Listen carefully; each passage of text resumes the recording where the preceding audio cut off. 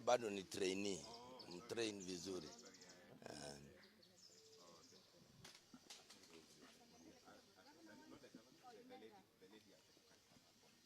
Msaidieni, hajui hii maneno tafadhali. She's learning.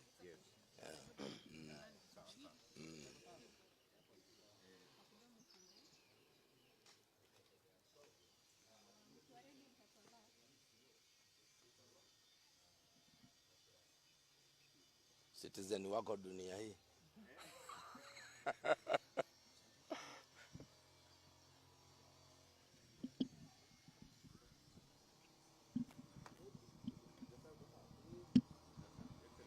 Just before we say, let's agree that I will not take any questions.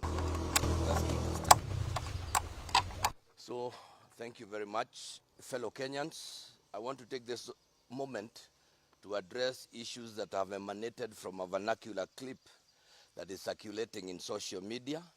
From the very onset, I want to sincerely apologize to our mourning nation, to the family of the Right Honorable former Prime Minister Raila Amolo Odinga, Mama Ida, her children Rosemary Jr. and Winnie, Honorable Senator Oburu Odinga and Honorable MP Ruth Odinga, and other siblings and their larger extended family, the ODM fraternity, and the Luo nation and Kenyans at large.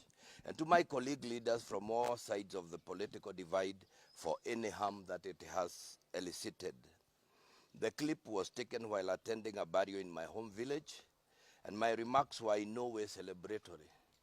What I meant is that under the current broad-based government, we have seen skewed development and politically the loss of the Right Honorable former Prime Minister Raila Odinga sent everyone back to the drawing board. As the popular saying goes, God takes the best, and it is in this context that I made those remarks in vernacular. Let me also make it clear that the remarks I made are my personal views and therefore should in no way be associated with the community's position or any political affiliation, nor the Council of Governors.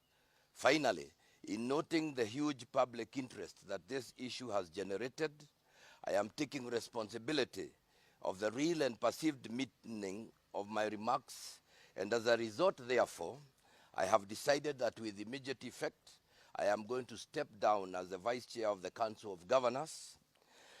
And as I do that, I also pray that the soul of the Right Honorable Prime Minister Raila Odinga continue resting in eternal peace. God bless Kenya. Thank you very much. How do you say that in